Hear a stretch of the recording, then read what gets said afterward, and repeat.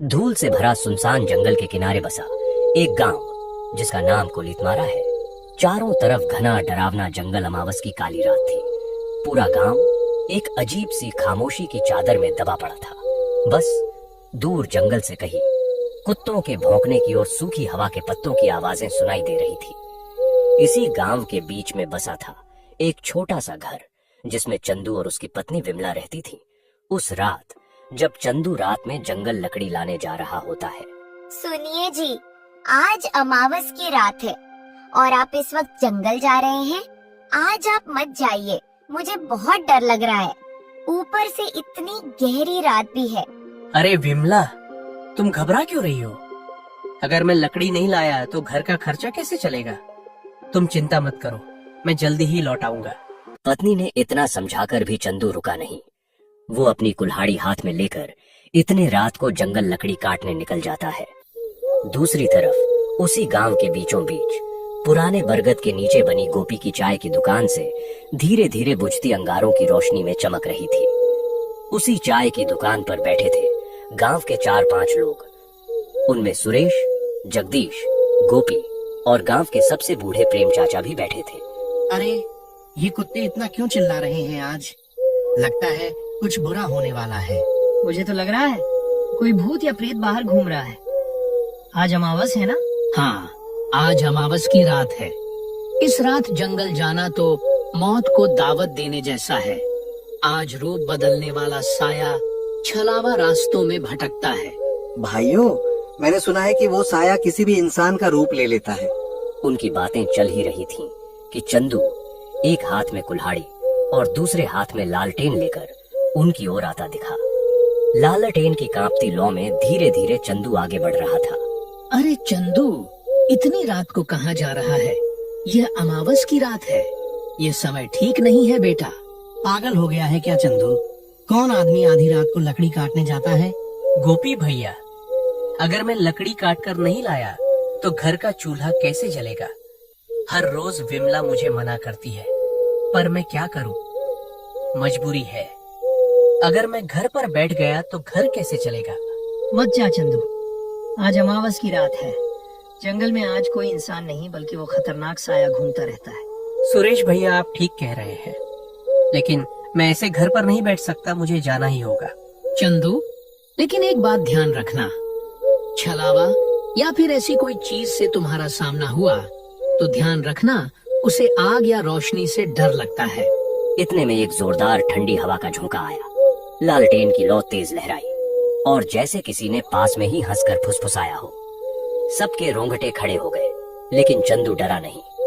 वह अपनी कुल्हाड़ी लेकर आगे बढ़ गया। चंदू चलते ही जा रहा था।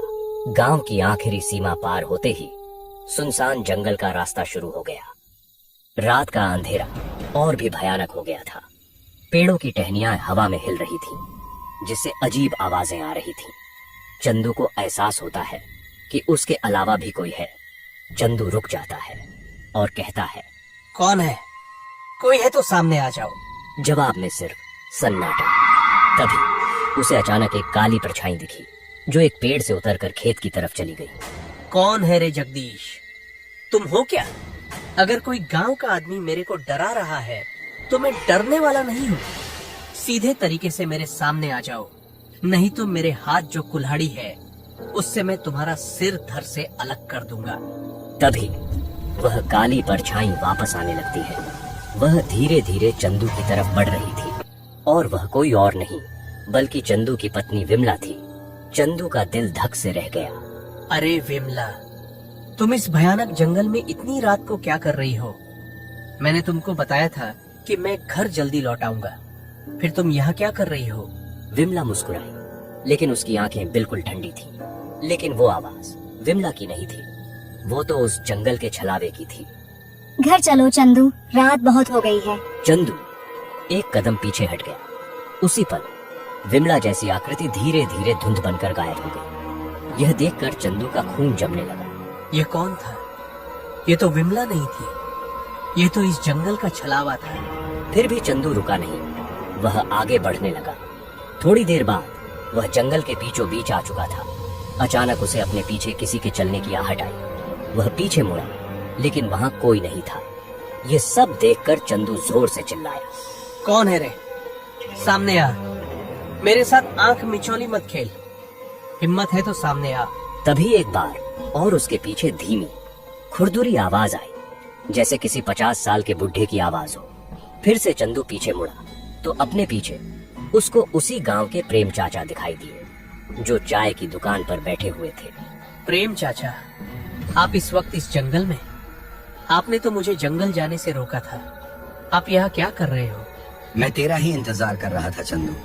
आज तुझे मेरे हाथों से कोई नहीं बचा सकता। आज तेरा शरीर मेरा होगा। यह सब देखकर चंदू पीछे हट गया। मुझे पता है कि तुम मेरे गांव के प्रेम चाचा नहीं हो। मैंने तुमको पहचान लिया है। तुम एक जंगल के छलावा हो। अचानक प्रेम चाचा का चेहरा बिगड़ने लगा। आंखें लाल, दांत लंबे और चेहरा किसी दानव जैसा हो गया। चंदू डरकर कुल्हाड़ी लहराता हुआ भागा। छलावा हवा में उड़ते उड़ते चंदू के पीछे आ रहा था। वो अजीब सी आवाज में हंस रहा था।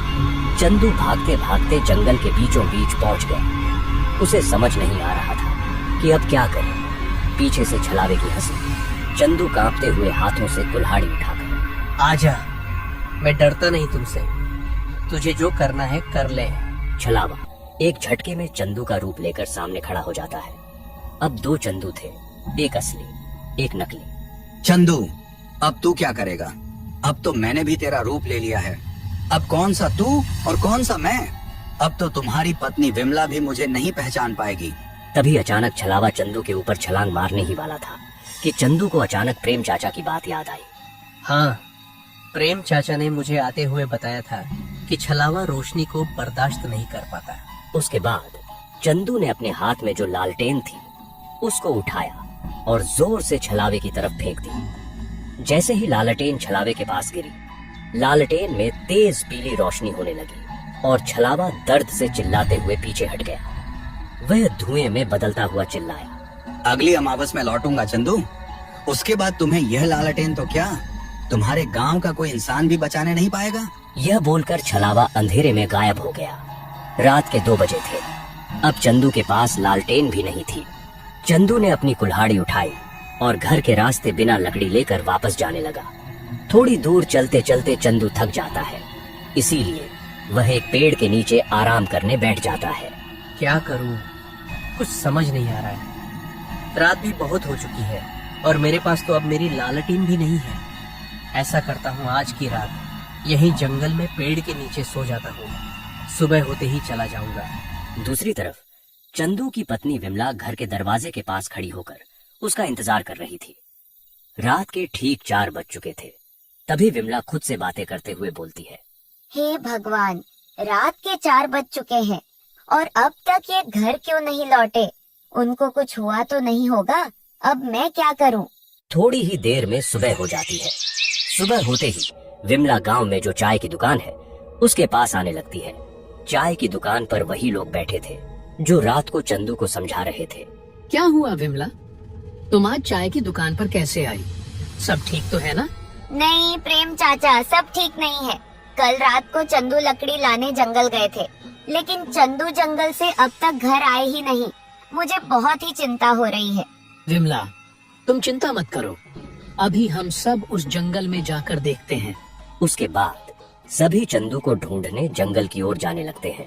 थोड़ी दूर जाने के बाद उनको दूसरे गांव का एक लकड़हारा उस जंगल में दिखाई देता है। बेटा, तुमने किसी आदमी को इस जंगल में देखा है क्या? वो भी तुम्हारे तरह इस जंगल में रात को लकड़ी लाने आया था। हाँ चाचा, मैंने एक आदमी को एक पेड़ के नीचे देखा था, लेकिन वो सोया हुआ था, इसलिए मैंने उसे जगाया नहीं। वो पास में ही जो पेड़ है उसके नीचे सोया हुआ है। सभी लोग चंदू को ढूंढते हुए आगे जंगल के रास्ते निकल पड़ते हैं। कुछ ही दूर जाने के बाद उनको चंदू एक पेड़ के नीचे सोया हुआ दिखाई देता है। अरे ओ चंदू, नींद पूरी नहीं हुई क्या? अब उठ जा, देखो हम तुम्हें ढूंढने जंगल आए हुए हैं। तभी अचानक चंदू की आंख खुल जाती है।